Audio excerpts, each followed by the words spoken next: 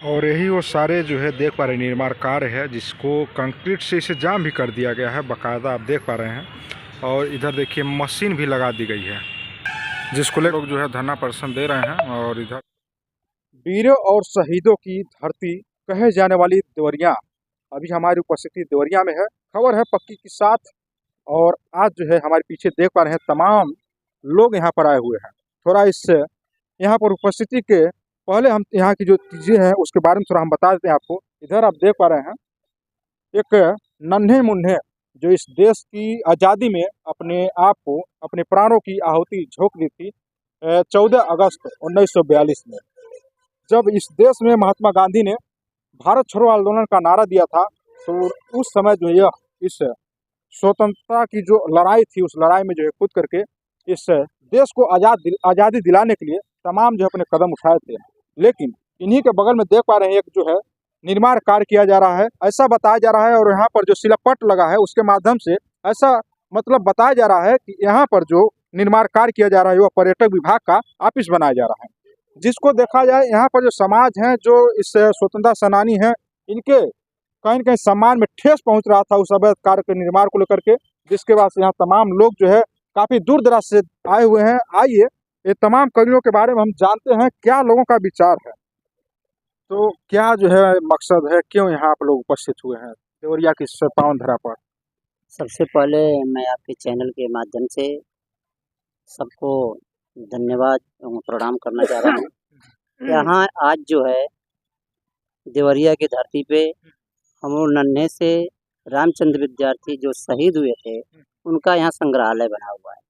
इस संग्रहालय में सरकार के पास ये दम नहीं है कि यहाँ उनकी साक्ष्यों को उपस्थित कराया जाए।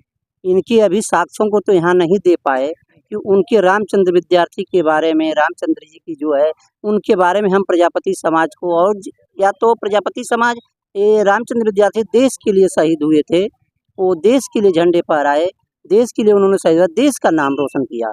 और अभी हमारे छोटी जात के होने के नाते अभी बड़ी जात का कोई यह होता तो वहाँ इनके संग्रहालय की तमाम चीज़ें उपस्थित करा दी जाती। लेकिन इनके संग्रहालय में आज यहाँ देखिए सब कुछ में कहीं इनके मूर्ति के अलावा कुछ मिलता नहीं है। इनके परिवार से, इनके घर परिवार से, इनके गांव से तमाम जो ऐसी साक्ष्य हैं उसको उपस्थित इनको कराने का काम करना चाहिए। जबकि यहाँ पर्यटक विभाग का एक कार्यालय खुलने जा रहा है, उसके लिए यहाँ खुदाई हो चुकी है। इस काम को हम लोग रोकना चाह रहे हैं, सरकार को ये संदेश देना चाह रहे हैं।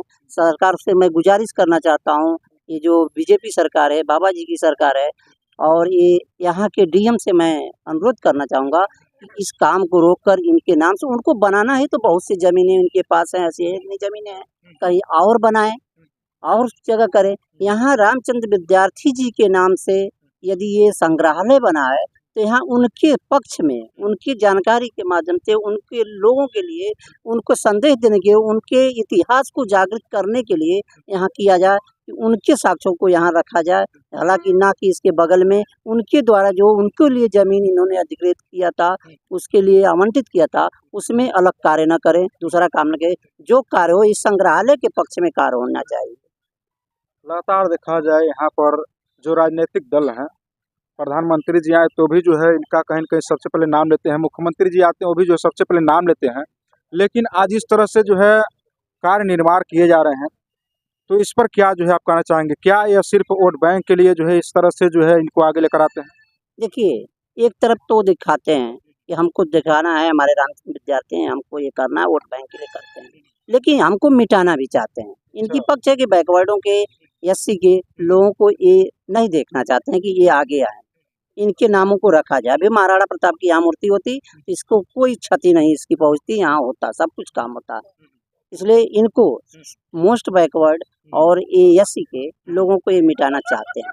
इनकी मंशाएं हैं, जैसे देखने के मिल रहा है, ऐसा नहीं है कि नहीं देखने को मिल रहा है। अच्छा, मान लीजिए जो अवैध कार्य निर्माण हो रहा है, आप लोग बता रहे हैं जिस तरह से, यदि ये रुकता नहीं तो क्या इस पर आप लोग एक्शन लेने वाले? यदि नहीं रुकता है तो सरकार प्रजापति समाज के इसी नन्हे से शहीद रामचंद्र विद्यार्थी का इतिहास उठा लें। यदि उस इतिहास को, ये हम लोग बड़े हैं, उनसे बहुत एजेड हैं, ये लोग, हम लोग यदि अपने हाथों में उठा लेंगे उस शहीद रामचंद्र विद्यार्थी की तरह हम भी शहीद होने के पक्ष में उतर जाएंगे तो हमारा इतिहास को जो वो इतिहास में पिछला भी दोहरा सकते हैं। सरकार पे हम लोग भी हमला कर सकते हैं, ये कर सकते हैं। आगे हम लोग इस अनशन को बढ़ाते रहेंगे, करते रहेंगे यदि हमारे पक्ष में नहीं होता है। यहाँ से निर्माण काम रुकना चाहिए और ये कहीं भी तमाम ज़मीनें हैं वहाँ अपना इस करें, संग्रहालय के पक्ष में यहाँ जो भी बने संग्रहालय बनना चाहिए। मतलब कुल मिला करके यहाँ पर जो है उनसे संबंधित जो चीज़ें हैं वो धरोहर के रूप में यहाँ पर जो है संग्रहालय के रूप में विकसित होना चाहिए। एकदम होना चाहिए, उनके धरोहर के रूप में विकसित होना चाहिए। हम लोग आएँ देश विदेश से कहीं से पर्यटक आएँ तो देखेंगे रामचंद्र विद्यार्थी की ये धरोहर है। रामचंद्र विद्यार्थी ने ये काम किया था, उनकी पुस्तकों को, उनके खेल के सामानों को, उनके घर से उनके कपड़े को, जैसे भी जो कुछ मिलता है साक्ष्य उसको यहाँ करना चाहिए। लेकिन अभी तक इनके मूर्ति के अलावा हम कुछ देखने के लिए नहीं पाते हैं, तो ये इनको करना चाहिए। क्या लग रहा है सर, जिस तरह से लगातार आप लोग धरने पर बैठे हुए हैं, क्या लग रहा है? देखिए, धरने पे हम लोग बैठे हैं और जब मैं डॉक्टर सुरजीत प्रजापति गाजीपुर का रहने वाला हूं और अखिल भारतीय प्रजापति महासभा का राष्ट्रीय प्रमुख महासचिव हूं मैं, और राष्ट्रीय अध्यक्ष जी के नेतृत्व में हम लोगों ने यहाँ धरने पर बैठा उनके आदेश के हिसाब से। और जब तक यह धरना एक दिवसीय भी तो हम लोगों की तरफ से एक दिन का ही था, लेकिन मैं सरकार से गुजारिश करता हूँ कि जब तक यहाँ का लिखित रूप से यह कार्यक्रम हटाने की लिखित कोई आदेश नहीं आ जाता है पर्यटक विभाग का जो कार्यालय है, और जब तक यहाँ का ईंट गिट्टी बालू सीमेंट जितने जब तक यहाँ से उठा के चले नहीं जाएंगे, हमारे धरने अनवरत दिन प्रतिदिन बढ़ते जाएंगे। यह जमीन एक 13 साल के बालक के खूनों से सिंची हुई जमीन है, न कि हमको कोई एहसान दिया गया है। तो जब ये 13 साल के बच्चे का खून से सिंचा हुआ जमीन है, इसको उसके पक्ष में करना चाहिए। उसके संग्रहालय के लिए, उसके कार्यक्रमों को करने के लिए स्थल बनाए गए थे कि हम उनके जन्म दिवस पे, उनके शहादत दिवस पे यहाँ कार्यक्रम करेंगे, कुछ जमीन रहेंगी, कुछ जगह रहेंगे, तो वहाँ आयोजन होंगे। उस जमीन को जब ये घेर लेंगे तो हमारा कार्यक्रम कैसे होगा? और आज तक यह एक बैकवर्ड बिरादरी का शहीद, मुझे लगता है पूरे भारत में अगर 13 साल का कोई शहीद नहीं होगा, स्वतंत्रता सेनानी कोई नहीं होगा। 13 साल का बच्चा जब अंग्रेज के झंडों को उखाड़ कर फेंका और भारत का तिरंगा को लहराया, उसने भारत की आज़ादी की मांग की, महात्मा गांधी के नेतृत्व में उसने चल दिया। और आज तक देवरिया को छोड़कर, देवरिया के लोग भी हमको लगता है ढंग से नहीं जानते होंगे, तो पूरे देश को क्या लोग जानते हैं, जानेंगे। मैं तो ये चाहता हूं कि इनकी जगह जगह हर चौराहों पर जैसे सरदार भगत सिंह की, चंद्रशेखर आजाद की प्रतिमाएं लगती हैं, उसी तरह हर चौराहे पे इस विद्यार्थी की भी प्रतिमाएं लगे, इनको भी लोग जाने। हम भगत सिंह को किताबों में पढ़े थे, चंद्रशेखर आजाद को पढ़ते हैं, रामचंद्र विद्यार्थी को क्यों नहीं आज तक पढ़े? यह हमारे समाज के साथ अन्याय हुआ, हमारे बैकवर्ड बिरादरी के साथ अन्याय हुआ। शहीद जो होते हैं, जो इस देश के लिए लड़ते हैं, कहीं कहीं देखा जाए तो उन्हें जात पात धर्म से कहीं कहीं बहुत अलग रखा जाता है, क्योंकि समाज के लिए लड़ते हैं। समाज के लिए लड़ता है, वह व्यक्ति देश के लिए लड़ा, लेकिन देश के लिए लड़ा, उसको क्या सम्मान मिला? जिस तरह तमाम शहीदों को तमाम सम्मान मिले, हर चट्टी चौराहे, जगह जगह चौराहों पे उनकी प्रतिमाएं लगाई गई। एक दिन इसके शहादत में, रामचंद्र विद्यार्थी की शहादत में कोई छुट्टियां नहीं किया, अवकाश नहीं किया, सरकार ने घोषित किया है। तो यह हमारे साथ इस शहीद के साथ अन्याय है, और हम इनके अन्याय के साथ, अन्याय की लड़ाई को हम जब तक अंतिम क्षण तक, अंतिम बिंदु तक नहीं पहुंचा लेंगे, तब तक हम सांस लेने वाले नहीं हैं। अभी तो ये शुरुआत है, ये लड़ाई अंतिम बहुत दिन तक चलेगी जब तक इसको हटाया नहीं जाएगा। अभी तो अंगड़ाई है, बाकी लड़ाई बाकी है अभी। यहाँ तो क्या कहना चाहेंगे सर, चूँकि देखा जाए लगातार जो है आप लोगों के द्वारा प्रयास किया जा रहा है, और यहाँ के जो विधायक है उन्होंने भी देखा जाए तो अपने जो है एक नोटिस जारी किया है कि तमाम जो कार्यक्रम यहाँ पर हो रहे हैं, अब उससे जो है हमको दोनों पक्षों से जो है बातचीत नहीं हुआ इसके पहले जो है, और उन्होंने भी कहीं न कहीं यहाँ पर आश्वस्त किया है कि यहाँ से जो है अवैध का निर्माण जो है उसे रोका जाए। देखिए, आपने विधायक जी की बात किया, उन्होंने शिलान्यास किया है यहाँ, तो जो क्षेत्र का विधायक है और क्षेत्रीय विधायक जो है मुख्यमंत्री जी के वो मीडिया सलाहकार भी रहे हैं, बहुत नज़दीक रहे। यहाँ पर शिलान्यास हुआ करके कर रहे हैं, किस जमीन पर कर रहे हैं, किसने उसको स्वीकृति दिया, ये वो कुछ नहीं जानते हैं।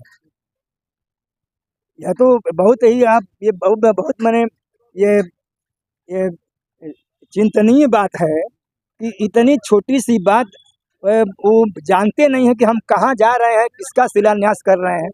उन्होंने जो चिट्ठी जारी किया है उस चिट्ठियां पर 30 तारीख लिखे हुए हैं, 30 सितंबर लिखे हुए हैं। और वह जो चिट्ठी लिखी गई है वह लिखी गई है इधर 4-5 दिन के अंदर लिखे हैं। 30 सितंबर के वो दे दिए, 30 सितंबर लिख दिए और कह रहे हैं कि राजस्व विभाग जो है वो गलत कर रहा है। यानी राजस्व विभाग का एसडीएम और तहसीलदार इनसे कुछ कहा नहीं था कि आपको शिलान्यास करना है या किस चीज़ का शिलान्यास करना है, आप कहाँ जा रहे हैं। ये सब बातें जो है भारतीय जनता पार्टी के नेता जो हैं ये सब झूठ बोलने वाले हैं। वो करते कुछ और हैं, करने की मंशा उनकी कुछ और होती है और कहते कुछ और है। बहुत सलाहकार हैं मुख्यमंत्री जी के, बहुत नज़दीक के रहने वाले हैं। मुख्यमंत्री जी ने उनको टिकट दे दिया, विधायक बन गए, तो जनता यहाँ की चिल्ला रही है। पूरे अब समझिए कि केवल देवरिया नहीं, पूरे देश की जनता चिल्ला रही है कि उस परिसर में, संग्रहालय के परिसर में वो कोई कार्यालय नहीं बनना चाहिए। तो उनको राय नहीं दे देना चाहिए मुख्यमंत्री से मिल करके कि ये काम ठीक नहीं हो रहा है, उस कार्यालय हटाया जाए। इस देवरिया नगर में कहीं जमीन नहीं मिल रही उनको, बहुत सारी जमीन, अभी पुराना बस स्टेशन यहाँ पर पड़ा हुआ है। और सवाल है, करवा सर सवाल है, चूंकि आप लोग काफी दूर दराज से आए हुए हैं और एक दिवसीय जो है धरना प्रदर्शन यहाँ पर दे रहे हैं। दिन में अभी आप लोग जो धरना प्रदर्शन दे करके हमको लग रहा है शाम तक निकल जाएंगे। रात में कई बार इस तरह से धरना प्रदर्शन जो है होने के बाद से काम शुरू भी हो जाते हैं, तो इससे कैसे जो है इस तरह से जो है आप लोग का धरना प्रदर्शन सक्सेस होगा? देखिए ऐसा है कि 3 दिन का धरना ये जो है वो दलित सूचित समाज पार्टी के जो लोग हैं और एक बना हुआ है समिति बनी हुई है संघर्ष समिति, तो संघर्ष समिति के द्वारा जो है 3 दिन का धरना किया गया है, 15, 16, 17। तो ये भूख हड़ताल, तो वो लोग रात को रहेंगे और उनके साथ और भी लोग रहेंगे, उनके समर्थक रहेंगे। लेकिन हम लोगों का यानी अखिल भारतीय प्रजापति कुंभकार महासभा का 1 दिवसीय भूख हड़ताल आज केवल 15 तारीख को है। तो ऐसा नहीं है कि हम कोई बहुत विदेश से आए हुए हैं और हम भाग जाएंगे, हम भी रहेंगे, उनके समर्थन में रहेंगे। इसलिए कि जो वो चाहते हैं मैं वही चाहता हूँ। पूरे देश, पूरे देवरिया की जनता वो चाहती है, पूरा हमारा जितना राजनीतिक दल है, हमारे संगठन है, जाति, सब लोग चाहते हैं कि यहाँ कार्यालय न बने। हम तो मुख्यमंत्री से निवेदन कर रहे हैं कि जब आखिर यह आवाज़ उनके कान में जा रही है कि नहीं जा रही, अगर जाती है तो क्यों नहीं रद्द कर देते हैं उसको। काम बंद करने से क्या हो जाता है, काम बंद कर दिया जाएगा, कब फिर चालू कर दें, कौन ठीक है। तो आगे की क्या लड़ाई है, आप लोग की रणनीतियाँ क्या होने वाली है? ये अग्रसर चलता रहेगा जब तक ये संग्रहालय के अंदर इनके जो है विकास के कार्य होते रहेंगे, तब तक हम लोग यहाँ अड़े रहेंगे। यदि इसको हटाकर दूसरी जगह कर दे रहे हैं, इसका ईंट पत्थर सब कुछ यहाँ से हट जा रहा है, तब ये संघर्ष समिति जो है मानेगी नहीं। क्या कुछ कहना चाहेंगे श्रीमान जी? चूँकि एक नन्हा सिपाही जिस समय लोग जो है गुल्लियाँ डंडा खेला करते हैं, उस समय जो है देश की आज़ादी के लिए जो है अपने प्राणों की आहुति दे देते हैं, और आज जो है उनके साथ कहीं न कहीं अपमान की एक घड़ी और एक पल जो है गुजरता हुआ नजर आ रहा है।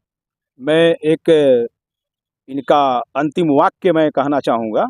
जब ये शहीद होने से पहले कहे थे कि चला मेरे सीने पर गोली, मैं नहीं डरता अंग्रेजों की गोलियों से। ऐसा शहीद इसी देवरिया जिले के नौतनहथियागढ़ गांव से चल करके बसंतपुर धूसी पढ़ते थे और वहां से चल करके यूनियन जैक को उतार कर लातों से उसका मर्दन करते हुए उन्होंने तिरंगा फहराया था। और इतने लगभग 80 साल के बाद इनको जो थोड़ा सा सम्मान इस जिले में मिला है, उस सम्मान को कुछ रसूखदार लोगों को हजम नहीं हो रहा है और इस पर भी ग्रहण लगाना इन लोगों ने शुरू कर दिया है। उसके खिलाफ हम लोग भूख हड़ताल पर बैठे हुए हैं।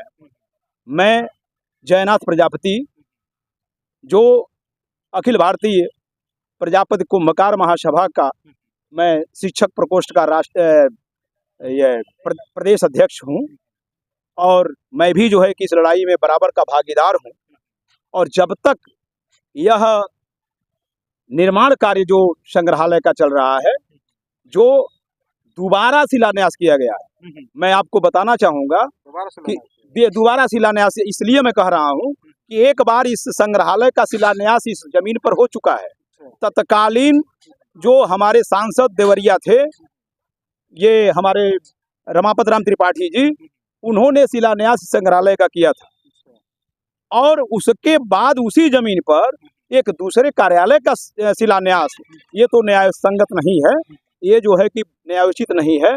इसलिए जो है कि हम लोग जो है कि आज इस धरने पर हैं, और यह अनवरत 3 दिन तक चलता रहेगा, और हमारे प्रजापति कुंभकार महासभा का जो है कि यह समर्थन इसको अनवरत मिलता रहेगा, और हम लोग इससे तब तक नहीं हटने वाले हैं जब तक कि इस संग्रहालय का निर्माण कार्य हमेशा के लिए रोक न दिया जाए और इस जमीन को सुरक्षित न कर दिया जाए। बहुत बहुत धन्यवाद सर।